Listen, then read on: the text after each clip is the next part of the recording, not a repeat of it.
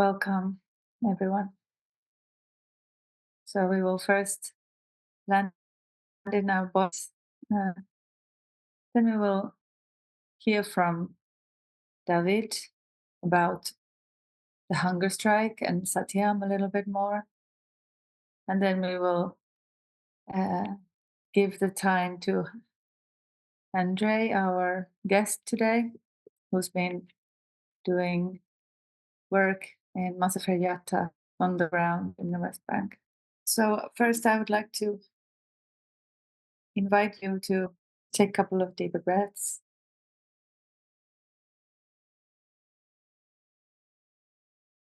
Maybe see if you can find a comfortable position.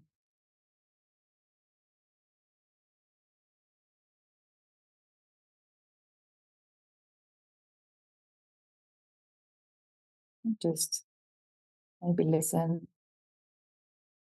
what's alive in your body in this moment.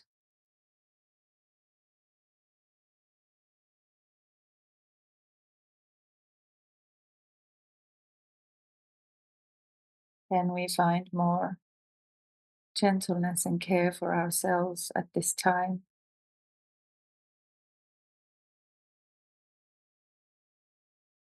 Can we care for our bodies and our minds and our spirits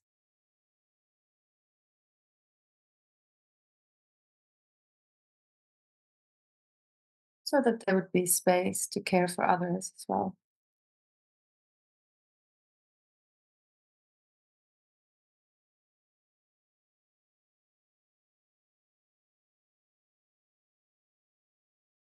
And I have a poem here by Morgan Harper Nichols, and it's called Empathy.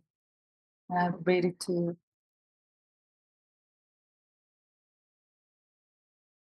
Let me hold the door for you. I may have never walked in your shoes, but I can see your soles are worn, your strength is torn, under it of a story I have never lived before. Let me hold the door for you. After all you've walked through, it's the least I can do.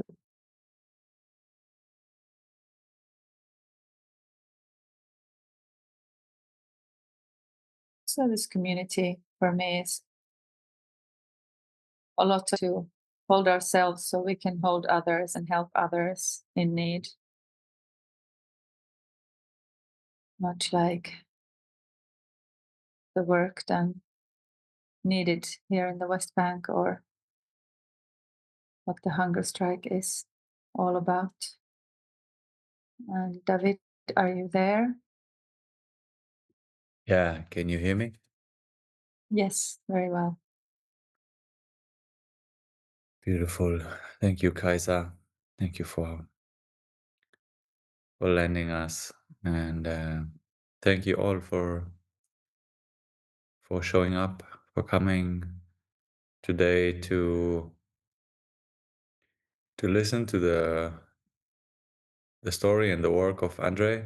I met Andrey um, just a few weeks ago, but he's been living underneath, renting the place underneath Satyam for I think quite a while.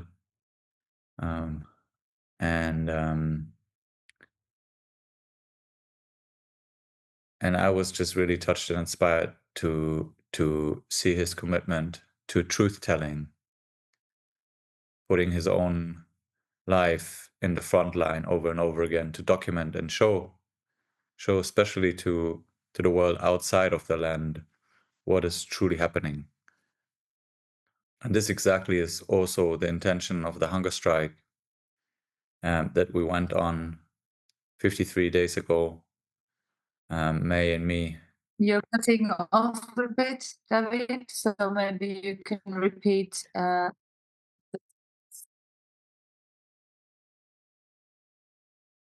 think that you may be breaking up, Kaisa. You're hearing me well? I Yes. hear you fine. Yes, yes. Okay, cool. So I'll just continue. Um, so we went, so SATYAM, so we went on, May and me are co-founders of SATYAM, and SATYAM we opened 1.5 years ago for those who are joining for the first time in the occupied West Bank. As we've been involved in peace work in the land, joint peace work, Palestinian, Israelis, Jews, Muslim, Christian, internationals, for 14 years, and we held a center in the West Bank for 8 years, and we had to close due to a lot of pressure, political pressure, and 1.5 years ago we decided, or May basically said, David, like, we need to open another space. Everything is closing down, and especially in the occupied territories in the West Bank, it's very, very difficult nowadays. SATYAM has become the last public space to actually host events, hold joint gatherings and healing circles, and place to meet for activists and other organizations as well, to continue doing the work together. So that's what we've been doing, and it's been very, very challenging. We have to switch places because May was arrested, and it's very, very much on the edge, the work nowadays, because there's extreme pressure politically and from society to actually see joint work as treaters, as normalization, and exactly that's what we don't believe we're doing.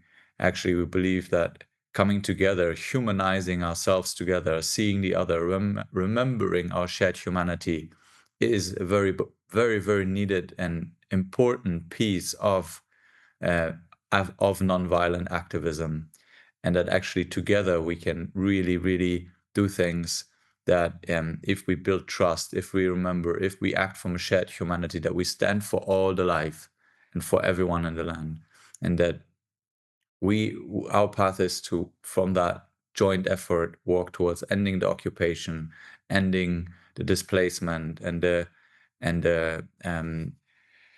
injustice that's been happening in the land for decades. And so about, like, through education, through rehumanization, and standing together for the right and the safety of everyone in the land. So that's our vision, and that's what we've been doing.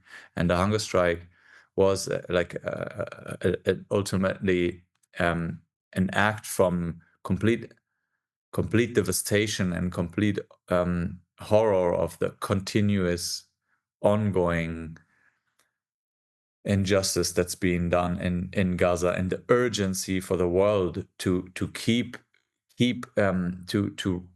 step up and push the Israeli government to stop the atrocities, stop the bombing, stop the genocide, and to stop the right-wing agenda that's being pursued in Gaza, because we feel that there is little hope left that in the land we can solve it ourselves. So really, to stop arming Israel, to speak out against the genocide and stop what's happening. And we went on hunger strike with the demand to ceasefire, to bring enough aid and food, which is available, into Gaza, to stop the death and the starvation.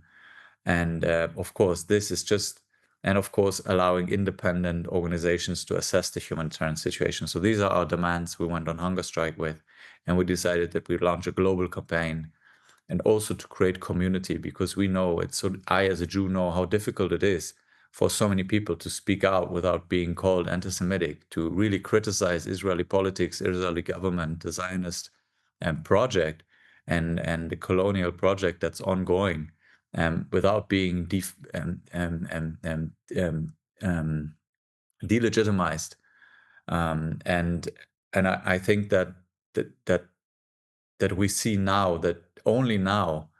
Yesterday I said, I sat here in the hospital, and I was waiting for the doctors, and there was, like, one of the major public Spiegel, maybe you know, newspapers. Actually, on the front page they had, like, it's been taking them so fucking long to just really, really talk about what's happening, because the solidarity with Israel is so unconditional. that people, like especially in Germany, people don't dare, politics doesn't dare to criticize, and this must stop. So we said that we want to create a global movement with a global community calling out, speaking out, naming the truth. And that's why we, in these Zooms, we brought direct people from Gaza, from the West Bank, that are reporting directly about the atrocities and the injustice that's happening, and naming it for what it is, and speaking for humanity, and uniting people that actually care, that don't want to take side, but actually want to stand with all of life, which we stand for. And so we're also standing and striking, of course, for the hostages and their families who are going through incredible suffering, as well as the political prisoners that are sitting in Israeli jails. So me right now, I'm speaking to you from the hospital. I'm in Berlin. I just landed here 2 days ago. I've been getting checks because my heart has not been feeling right, and I've been feeling extremely weak. And they kept me here, and they actually are examining my heart. It's not well. It's way too weak. And so, yeah, I'm waiting for all the results to see what is the wise decision, whether I can continue with the strike, or whether I can continue, in what way I will continue. And we're also consulting right now about options to continue this campaign, but without uh, um, um, um, harming our bodies. And this is something we committed to in the beginning. We didn't strike to kill ourselves. We actually went on a strike to really be in full embodied solidarity. And many people have joined with just leaving out one meal, or adapting it, leaving out something that is part of the everyday comfort we sit in, to feel, to step out of discomfort, to say, no, we're in solidarity with those who cannot have that choice. So um, so in some way, I will also continue, and I will see how it is without harming my body, and risking heart seizure or something like that. And May is not with us today because she's still teaching. She's mediating and helping the Edward Said Musical College, was a very renowned project here in Berlin. They've been for many years doing joint music, beautiful music, Palestinians, Israelis, Jewish, and youth and adults. And they have also, due to the last 1.5 years, also many challenges, political, and how to accept money from donors, what to say, what not to say, how to stand for the shared project while not picking, not yeah, but holding the humanity of everyone. And it's a delicate process, as you can imagine, as you know. And she's been supporting them the last days, and she's just in awe how much energy she still has. She feels well, and she's continuing to support them. And yeah, so that's why she's not here with us today. And yeah, I just want to name that I feel just so grateful. You can see, like, I'm in this clinic here, and like, look at where I'm sitting. Like, they put me in a room where I have, like, it's like almost too hard, because I'm so well taken care of. And I just know that it's not only my heart that's failing. There's probably so many hearts that are failing right now in Gaza, and of the hostages, and they don't have, it's my choice. I can start eating again. And they don't have medical assistance, and they don't have, which I have and enjoy here in my privilege. And it's actually heartbreaking. Yeah, I'm so grateful for it. It's such a privilege. It's not for granted. And it's just heartbreaking to think of the people that right now are just breaking down from lack of nutrition, and that are dying because they have pieces of bombs in their body and they can't get it out because they don't get medical supply. It's just really so heartbreaking, and just want to presence that reality.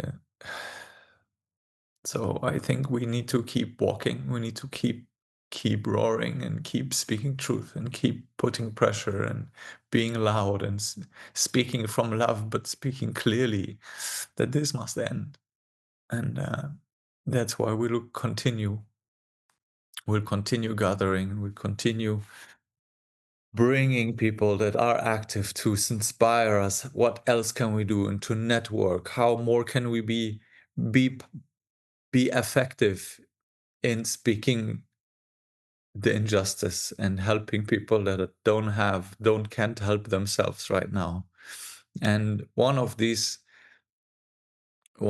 people is also the people that have been right now, since the last 1.5 years, just increased settler violence and displacement and destruction of their homes, and these are Bedouins, these are Palestinians that don't have this privilege. They barely have lawyers. Now in Masafayata, which Kaisa and also Andrey has been presencing and speaking about and showing what's happening. They just have their people be jailed, and actually the person that killed our activist friend and dear friend of Andrey, Auda, they have just kept his body for 11 days. They just released it today. The woman of the village went on hunger strike as well. And they've blocked people from coming to the funeral. And the settler who shot him on video has been released after 1 day to house arrest. And this is the kind of different ways people are treated. It's not an exception. It's happening every day. So Andrey has been documenting the injustice in the West Bank so committedly for the last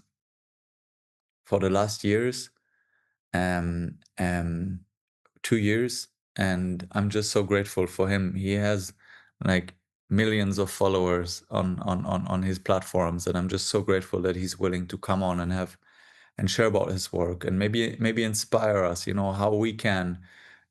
He just made that choice, and how we can make choices that are very powerful. Each one of us has so much power if we choose. So I would just want to say thank you, Andrey, for taking the time for coming on, and we're also recording this because we want this to be shown. We want those things to be able to be watched again and again by people that can't be here, so we can spread those inspirations. So we find our power of what we can do, because we can do so much. And we really believe that we can't wait for any politician to change reality. It's up to the people. It's always been up to the people to change injustice into justice. And that's what we're here for. And thank you for showing up and all you're doing already. Deep, deep, deep gratitude. And also for all your messages of support that you sent me personally. Also, Kaisa is coming back, I hope. Hope she has a better internet now. So yeah, I want to pass it to you, Andrey. Welcome, and again, condolences for the death of your friend. And I'm not sure even if you were allowed to go to the funeral that's happening. But Thank you, David. Yes, and thank you for having me, for the opportunity to share what's going on here and for caring what's going on here. I was able to come to the funeral, yes, because I'm privileged enough to have an Israeli citizenship and a press card, and the combination of those two things is what managed to also by a miracle, because many people were turned away even with that. But the army let me through despite the closed military zone, and Auda was finally laid to rest uh, today, even though in the Muslim tradition, the burial is supposed to happen the next day after death. The Israeli state withheld the body and was trying to blackmail the community for the past 11 days. Mm, they were trying to force the community to bury him outside the village with at night, with presence of the army and the police. with no more than 15 people present. And it was essentially one, to just humiliate and insult the community as much as possible, to just increase suffering, because it is one of the tactics of the ethnic cleansing process. And second, to prevent people from uniting around shared grief, which is something that Israel is clearly afraid of. When people come together in this way, and this is why they've been doing for a very they've been working very hard to prevent this from happening.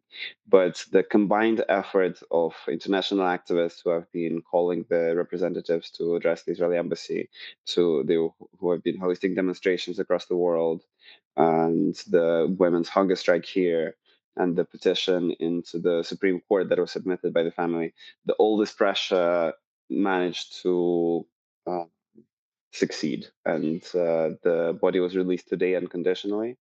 Uh, Nonetheless, the army immediately broke their promise, and they set a post-military zone. But Auda was buried here in Marher, where he was born, where he lived, and where he was murdered. And it is a sort of victory to see him buried here in his land, uh, as opposed to far away, because they've been trying to, the state, the army, the police, and the settlers, they've been trying to erase the presence of Palestinians here, and they've been trying to sort of paint this picture where they are the invaders, where the settlers were here first. It is actually, in the case of Khair, there is this really weird, in my view, bold-faced lie that is promoted by the official Israeli narrative, which is that the settlement of Carmel was here first, and then the Palestinians came and set up a village next to it, even though it happened obviously the exact opposite way. The villages of Umm Khair were initially lived near Arad in the Nakab Desert, and they were expelled from there in 1948 during the Nakba, and that's when they moved here, just a few kilometers across the border that was drawn at the time. And the settlement of Carmel, which is just behind the house where I'm sitting, there is the fence, and behind it is the settlement of Carmel, which was set up in 1980, after the beginning of the occupation of the West Bank. And it was initially set up as a military base because it is the classic excuse of uh, classic method of colonization of Palestine that Israel uses. The excuse of security. We need this for security purposes, and they set up a military base. And then just a year later, it turned out that they don't actually need it for security, and they converted it into a civilian settlement. And since then, Khair has been under siege, essentially. And of course, it's escalated in the past few years. 2022, 3 years ago, Haj Suleiman, the leader of the village, was murdered by a settler just at the entrance into the village. The settler intentionally drove at him with his car and dragged his body for several meters in the ground. And Suleiman succumbed to his wounds and in the hospital several days later. And 10 days ago, a settler murdered his nephew. Is also was one of the leaders of the community, and he was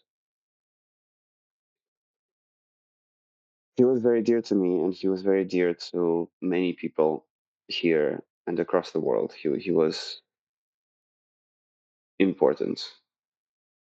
And Mohammed Al-Kurd, in his latest book, says that Palestinians generally are sort of allowed to be mourned only when they are spectacular characters or when they die an especially gruesome death. And Auda was a spectacular character. He was a spectacular person, and he falls into that category. But of course, he's one of likely over 100,000 Palestinians who have been murdered here in the past 2 years, and this is continuing. The murderer, Inon Levy, the settler who was sanctioned by the US and the EU, who is personally responsible for the ethnic cleansing of several Palestinian communities already, he is walking free. He spent less than 24 hours. Like he was arrested after the backlash, and then he was released less than 24 hours later under house arrest. And a few days later, he was released from house arrest. And actually, 3 or 4 days ago, he was back here with the excavator, which hit Ahmad, sent him to the hospital.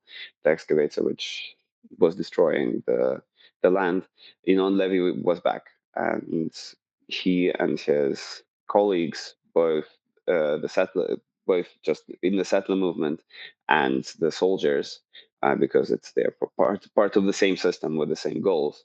They're continuing to attack the village. 19 family members of Aude were kidnapped by the Israeli occupation forces, and they were actually just half an hour to an hour ago. The last three were released finally, again thanks to the pressure, and the stories that they tell are horrifying. They were held in Ofer, which is said a it's called prison or offer prison, but it fits all the definitions of a concentration camp. It is located next to Ramallah, and it is just a place where it is used exclusively for Palestinians, and it houses so-called security detainees, which essentially means political prisoners, because security detainees here are anybody that the army deems to worthy of arrest, and this has been the policy of theirs, to just kidnap people regardless of reason, and they don't need to provide them with a lawyer. They don't need to present them in front of a civilian court, and they can hold them with no charge for a very long time, and they can renew it essentially ad infinitum. And the conditions in these in the Offer concentration camp are as horrifying as you would expect. They include torture, completely unsanitary conditions. All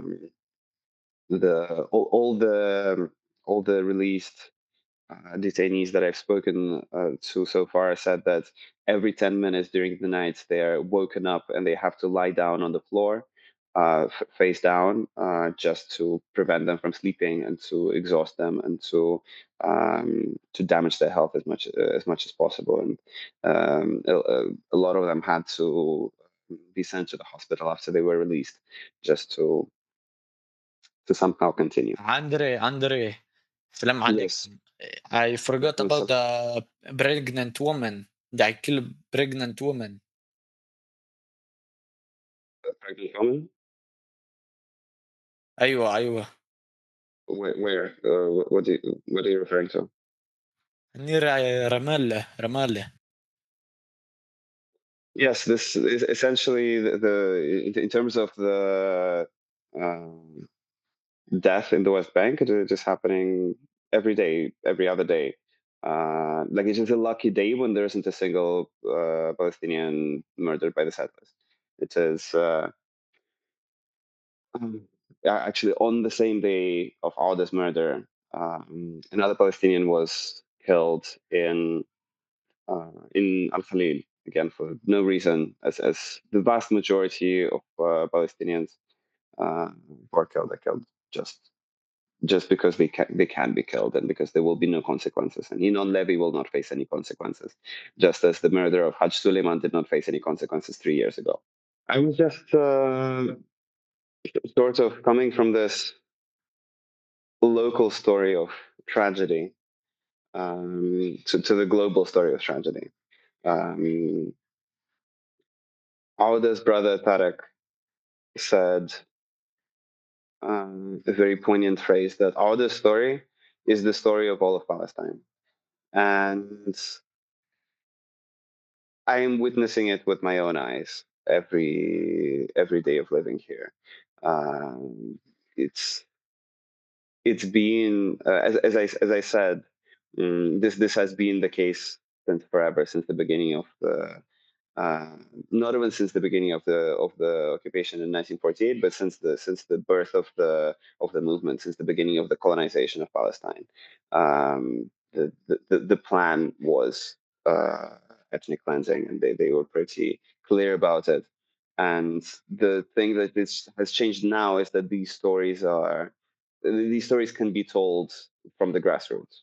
The Israeli I just want a presence because it happened, and it's the first time that someone infiltrated our chat and our conversation, and I acknowledge also that what you're doing is very, very, very seen in the world and very, to some considered very threatening. So I just want to honor that this is an example of what you probably face all the time. And I remember in a conversation you shared with me that that you have regular people threatening you, and that it's something that you're dealing with, actually. So I just want to,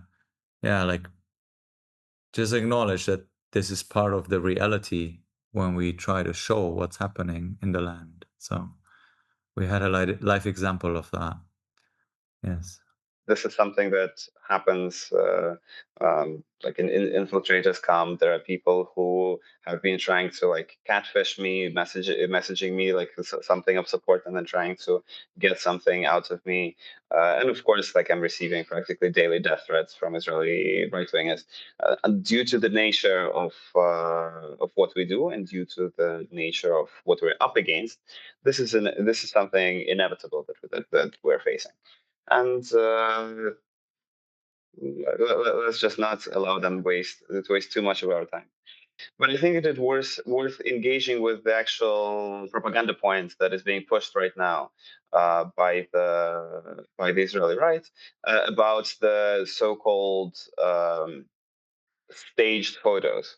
It's being like if you have spent some time on the internet in the past couple of days, you've seen those pictures of a Gazan photographer taking pictures of people who are queued in order to receive humanitarian aid. Now there is a picture of that photographer taking a picture, which was published by the far right German publication Bild, state, and somehow they're using it to state that the photo was staged. There's absolutely no evidence of it being staged. There are more pictures of that place. That is a real site of aid distribution, and those were real people who were queuing for aid distribution, and the photographer was taking pictures of them. Because we can all take it as a compliment that they see us as a threat enough to their ideology and to their path that uh, they seem to want to spend energy on disrupting us. So yeah, please continue sharing. So as I said, this of course this pressure on one hand and on the West Bank in general, and on all of Palestine has began very long time ago, and it escalated in the past 3 years due to two things. First, the election of what I would characterize as a neo-Nazi faction within the Israeli state, led by Smotrich and Ben-Gvir, and them getting a lot of leverage over the state and essentially taking control of the major institutions. And second, the October 7th and everything that followed with the genocide that began pretty much immediately spearheaded by that neo-Nazi faction. And that escalation, of course, led to an escalation in the West Bank, and the the speed of land capture and ethnic cleansing is at a rate at which it probably we haven't seen this since 1967, most likely. It's and it's getting worse and worse as we can see, and it is across the West Bank. It is not just in Masafriata. It is in the Jordan Valley and in the Ramallah area, and in the places in Area A, for instance, where the settlers don't yet have access to. It is done directly by the army with the ethnic cleansing of the refugee camps in the north, in Jenin, Tulkarm, Tamun, Tubas, and so on. And this all-out assault has been devastating on the people here, and so the nature of my work has been to attempt to get information about what's happening out into the world, because the at the beginning, why I started doing the reports, I had been doing protected presence, and so the various solidarity activism for a long time, for a long time before I started doing reports, but at some point I moved to the village of Ras Al Oja in the Jericho Governorate, and we in that village had 4-5 settler invasions and various incidents per day, every day. And I was just a witness to that, and I saw that it's not really going anywhere. Nobody knows about this.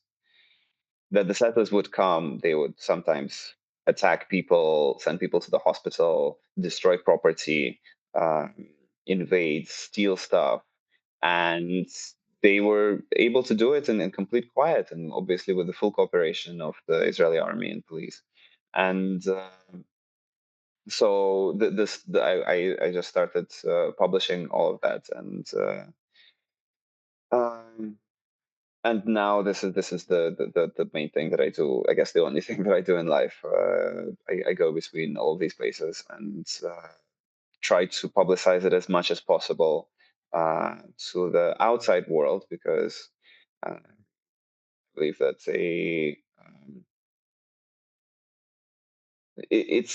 it matters so much, the activism that people do abroad, because this is we are at a point where it is very unlikely to be solved from the inside, anyway. And knowing from the example of, for instance, apartheid South Africa, we know that international pressure and boycotts and sanctions do work and can lead to results. And yeah, so I've given a bit of an overview of the West Bank, and did a bit of a deep dive on the village of Malkhair. Um, I would be happy to answer any questions. Can you hear me now? I'm sorry. Yes, we hear Yes. you. Welcome. Sorry. So my name is Nehemiah, or Nehemiah. Or Captain. Some people call me Captain Nemo. People who can say hey. Anyway, I was going to talk after the breakout room, but I don't think there'll be time after the breakout room because things take longer with these distractions. So I'll talk now. I'm a peace activist from birth, because my father, with Martin Buber and other people, created the Peace Alliance, and they were called traitor at that time also. And my father, who was not a pacifist, he was just had to die in a war when I was 3 months, that he tried to prevent. And since then, I identify with the people in Gaza, with the children in Gaza, so much because I was born, it wasn't that extreme because the weapons weren't so strong, and King Abdullah was much more compassionate than Netanyahu. But I almost was killed also. And so I had to do healing, and I'm now, for the last so many years, I'm helping others.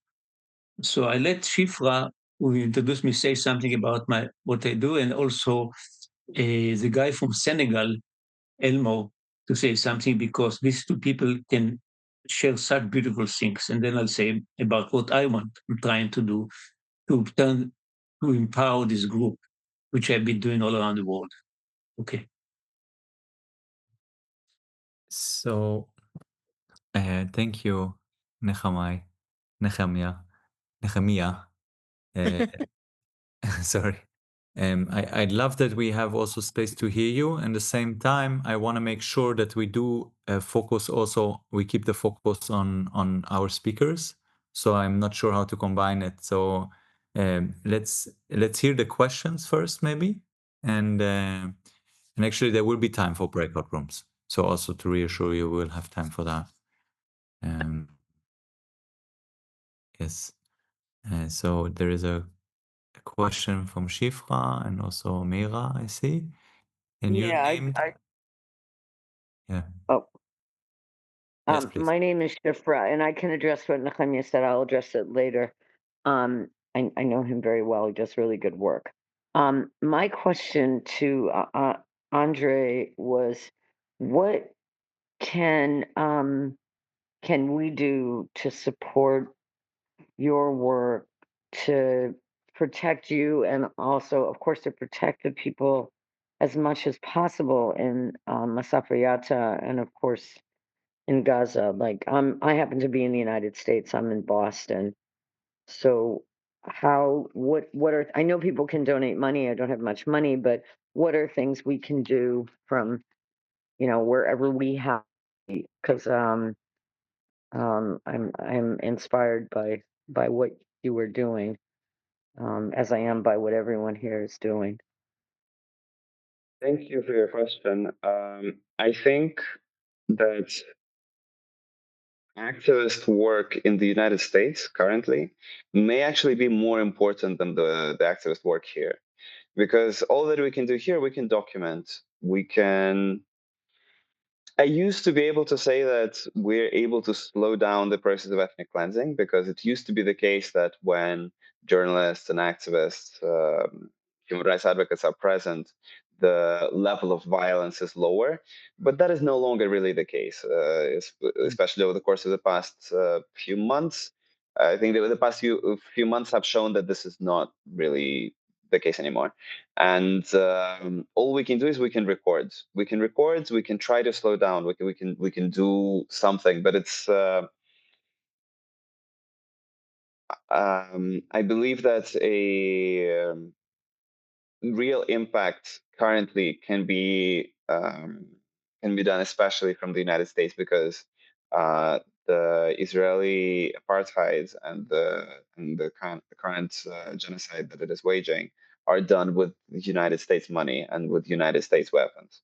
And eventually, I think that uh, I think that the Israeli apartheid is untouchable in most regards until this flow of money, weapons, and support from the United States and from Europe is cut, and that can happen only through grassroots pressure. Currently, through boycotts on the local level, and through making it so that politicians that are complicit in these crimes are unelectable. And for now, that is not the case, but I think that thanks to the work of many activists over the course of the past 2 years, it's a lot of people have seen footage, hours upon hours of footage, all that is just irrefutable, that just demonstrates reality as it is.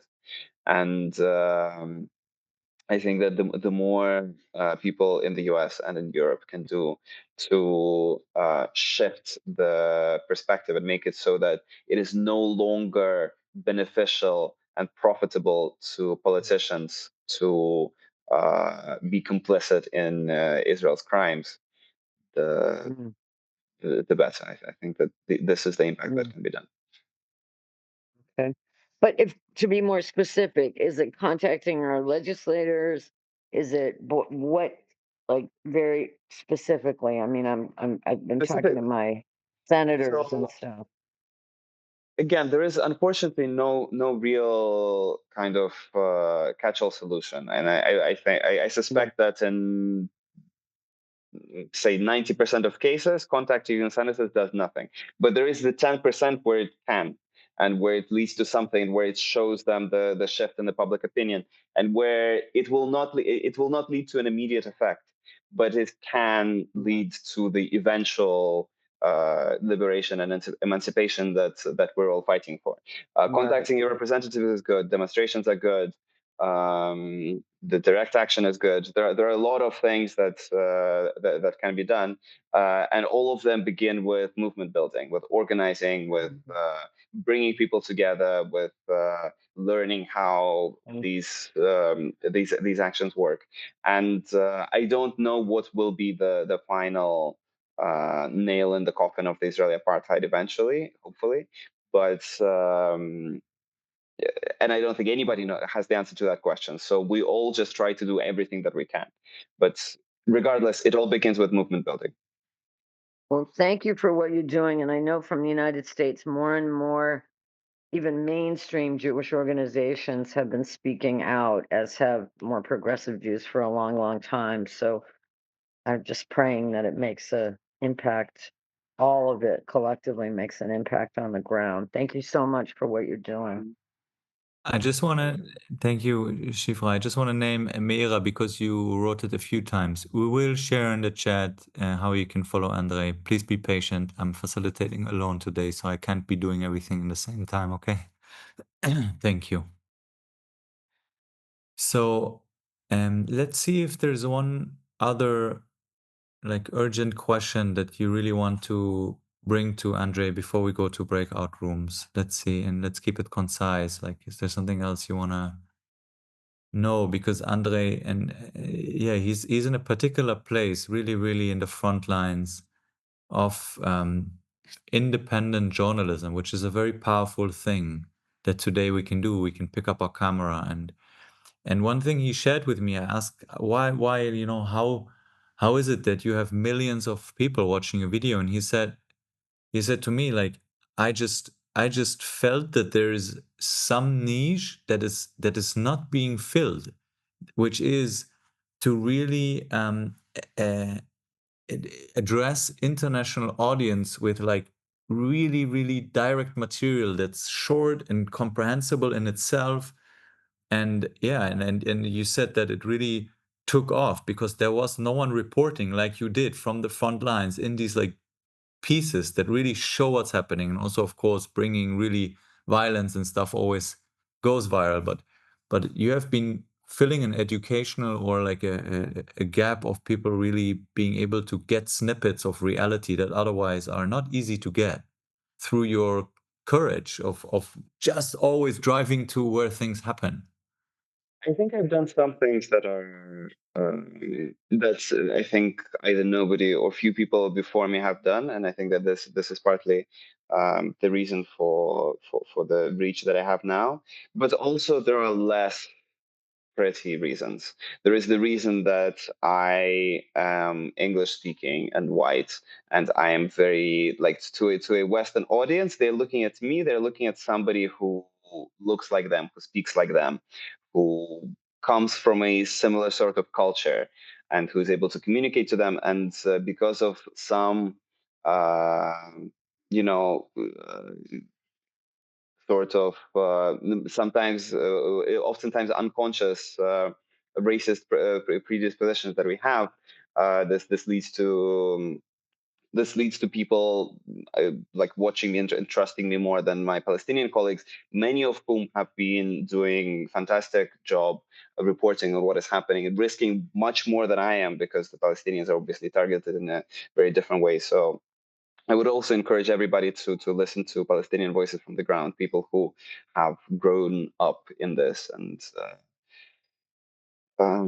yeah. Right. So just even the fact that you get so much attention is part of the system, the racist kind of system that Palestinians are less believed when they share things. And so you can have a voice for them in a way that often they even can't get. get out. Yes, and there is a reason why a lot of like Western publications always look for comments from Jewish people, comments from anti-Zionist Israelis if they want to make a if they want to make a statement about the apartheid and the genocide, because it lends them some sort of credibility. Where it needs to be a person who is from from the other side, quote unquote. And this is also part of this. It's part of the problem, which is part of which is inevitable, but partly it is something that we can think about and try to address within the within what we do and within how the kind of information that we consume. Yeah. So if there's no like strong question right now, I would really like to invite you to a breakout room, also with this last piece of, how we can use our privilege, right? How we can use our privilege to actually be a bridge and bring voices that otherwise might not, as sad as it is, as painful as it is, are not taken seriously. So, so I think that's one thing that we can really do, using our privilege to stand with those who are less privileged, to stand with them and bring, be a bridge to them and those voices being actually taken seriously. And using that power we have, like you having the Israeli passport, how you shared with me, like you've been to jail, you have so many court, you've been jailed so many times, or you've been arrested so many times, and yet you can keep going, whereas a Palestinian would be arrested once and that's it, and a European can be just expelled from the country. So using that power to actually stand for and stand with. So I think that's one thing we can take to our own lives. Everyone, like we have privileges and we can use them if we want, rather than being in the comfort of them, use them to empower ourselves and others to actually stand with those who don't have these privileges. So I'd love to invite you to breakout rooms and just give each other some space to be with the conversation we've had, be with what you've listened to with Andrey. Also be with the moment of where our chat was infiltrated in confusion, how it impacted you, feeling also that. And maybe with the question of because the question is very alive here, it's coming also into the space. What can I do? What can I do? And really ask yourself, what can I do with my privilege? What do I want to do? What do I feel I can do that's within my power to impact?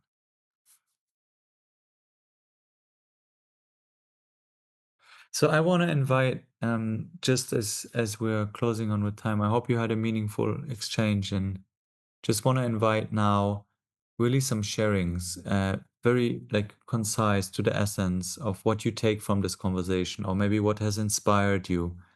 And again, this now it's not so much a space, because we're finishing our time, a space to like share a lot about what you do and what, like if you want that, you can write in the chat, maybe contact me if you're interested in joining me in this, or post your link.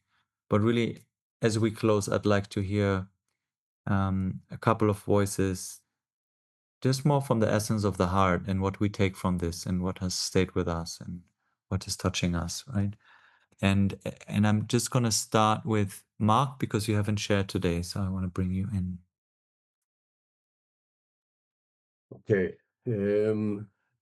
I think that I'm taking this away from today, but it's today also helped built it up for me. I think that each one of us has to find his place in this mission of ours to try to make the world a better place, and try to understand what he is capable of doing and what he what he's capable of doing, just to manage to stay together, because you can fall apart with the evil around, and but also what he can do as far as helping change things.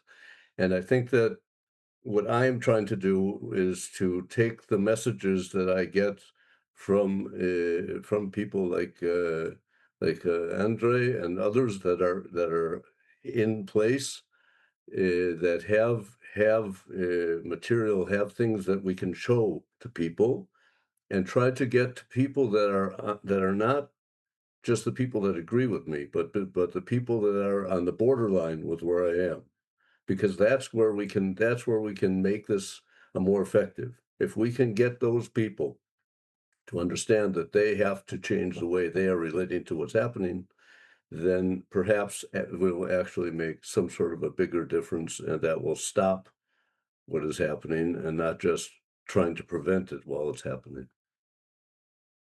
Thank you, dear.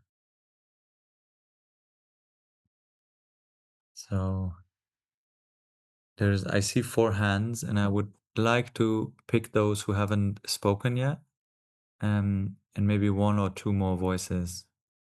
So maybe we continue with Regina. If there's not time, David, I'll defer to Marcia. Okay, so Masha. No, she wants you to speak, so. Okay, so I will try to say quickly. First of all, some of the things we were saying in the chat. David, sending so much love, and we all want you to be sustaining your leadership as long as possible, whatever choices face you in the hospital and beyond. And especially now you're multitasking. Thank you, dear. And then just real gratitude. For me, the Zoom bombing was a kind of a metaphor, because I think so much depends on how much can we really listen. Sometimes there's such an urge to act right away, right? That it's impossible to listen to what the person is really saying. So I,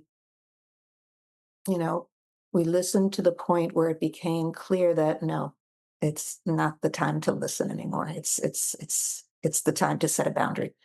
And, just taking that discernment as lovingly as possible, expanding the circle and protecting the circle. So thank you so much.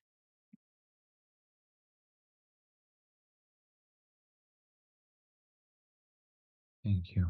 Masha.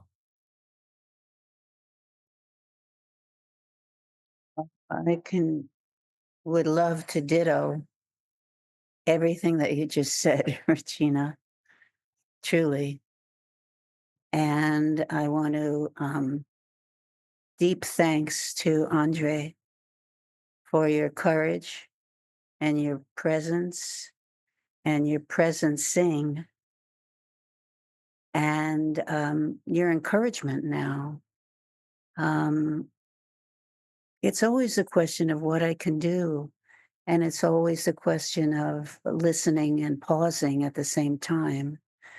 But from what I take from today,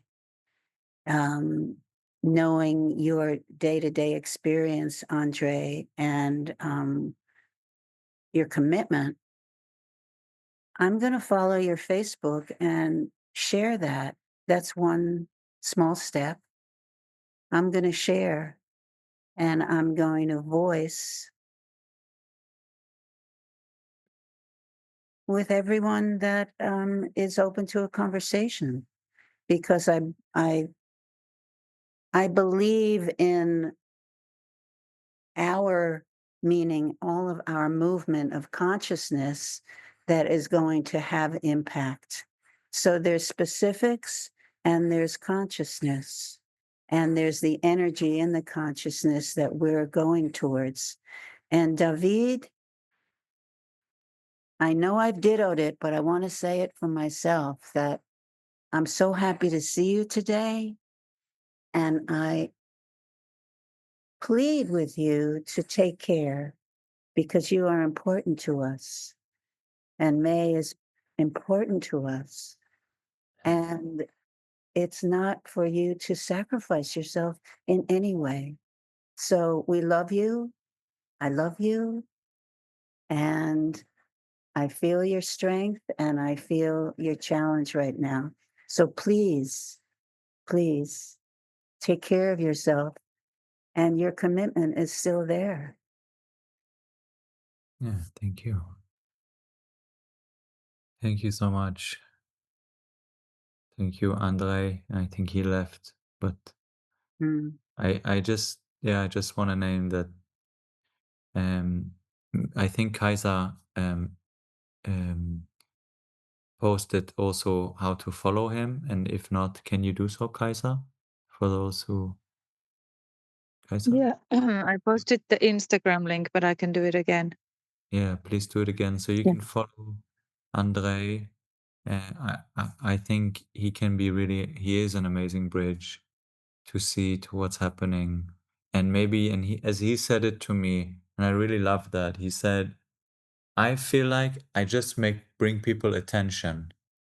And then I hope they really inform themselves more, because a short video on YouTube is not enough, but it can catch someone's attention and see, hey, something terrible is happening here.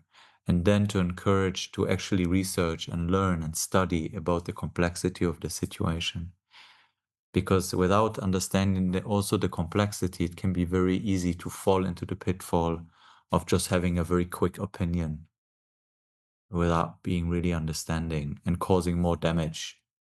And yeah, so, but it can be an amazing bridge to actually create a movement, create attention, and I'm so grateful for his work.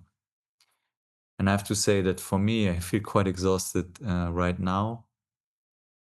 Holding this space have been challenging today. I feel I didn't have time to speak with Andrey before. I thought he brought, his supporters, so I let it run, and the way he responded, I wasn't able to catch it quicker, and so I'm sorry for that. And at the same time, yeah, it's also okay, but I feel a bit shaken because I'm in the responsibility of also protecting our space, and I want to care for that. So again, I want to say sorry,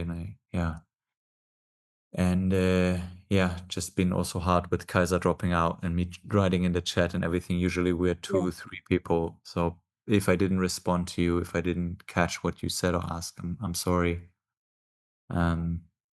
Also my heart is still slow. So so I just want to say that so you know that I'm also sorry for that. I was going to put him away earlier, but my internet didn't let me do it because the interruption. So I'm also sorry for the whole moment. And for me, I'm not sure. It feels like it's not a coincidence that the internet's not working at SATYAM, but I don't know. I will need to look into it. Yeah.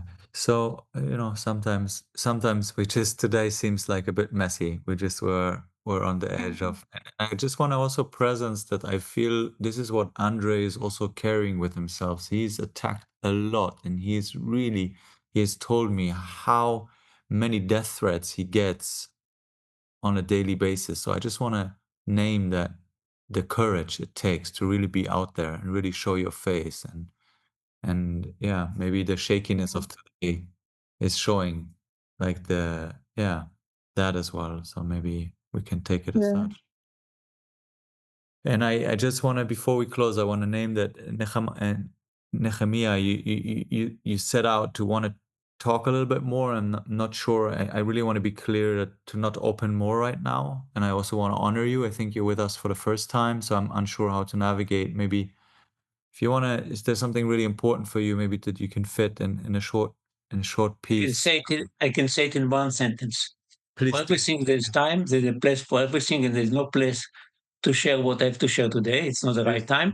But I want to share my admiration for everyone and for you, because I've been fasting for health, and now I'm fasting with you for 3 days. I mean, Wow. like the Amazing. power and Andrei and everyone. I admire what you do spiritually and practically, because the name Satyam, I'm a yoga teacher for close to 50 years in meditation. The name Satyam means so much. And the name David, which is like the name Muhammad, the beloved of God, and the name May, which is stand for water, for love. Your parents really give you a blessing and you're living up to it. So I'll say more another time, but this time Elmo from Senegal, he has such a beautiful lesson to teach you from Senegal. So next time when he come, I hope you give him some time and give me some time, and we'll share. I have something that I believe empowered people all around the world and can empower this group also.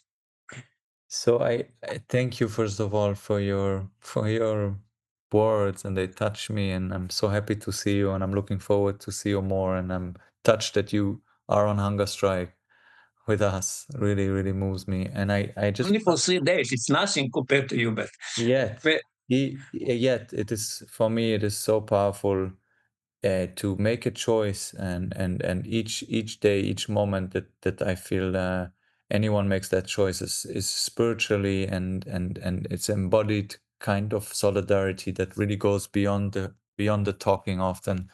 So thank you for your solidarity, and also hearing that you wish that Elmau, welcome, dear. So happy you joined us. So good to see you. Maybe you write me personally, because this conversations, maybe there's something you want to bring from Senegal, or the two of you together, and we can host you and give you actually space on our Zoom. So it will be instead of wonderful. squeezing it in somewhere in between, I just want to, please write me, and then we can explore how we can bring you in. Yeah. Wonderful. And Also, just how I'm super grateful to have a conversation and see how we can bring your experience, your wisdom, your knowledge to our community. Yeah. and please read Shifra's share on the chat. The doctors are here, and I need to talk to them. I'm sorry, I need to go. No, not now. In your time. Thank Okay, you. we're sending Thank you you, so David. much love, David. Take good Thank care you. of your health. Much please. love, I will. Guys, the most If you want, you can close together with the Kaiser. Okay, I'll just. love you all. Yeah, David, take Thank you. care. Love you all. Yeah. Shalom. Namaste. Take No, care, Thank you, David. We love everyone. you. Okay. Thank you, everyone. Thank And you, thank you for everyone. the Okay, whole bye-bye. day. Thank you, Thank you, guys, everyone. Bye. take care. Nice to see you, Elmo.